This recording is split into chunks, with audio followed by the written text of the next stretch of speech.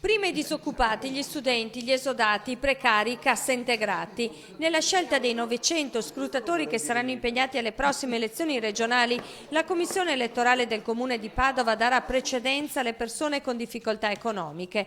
Una novità introdotta dal Consiglio Comunale che ha approvato all'unanimità la mozione presentata dal consigliere del PD Enrico Beda. Per essere scrutatori, per essere selezionati, bisogna appartenere all'albo degli scrutatori a cui afferiscono circa 4.000 persone.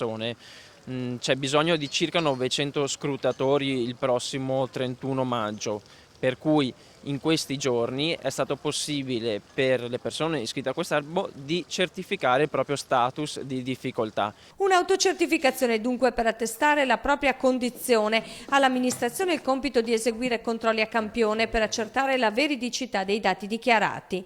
Agli scrutatori andrà un compenso di 120 euro. In un momento così difficile qualsiasi gocciolina può aiutare, non sono grandi cifre, però ecco, anche la politica deve dare un segnale.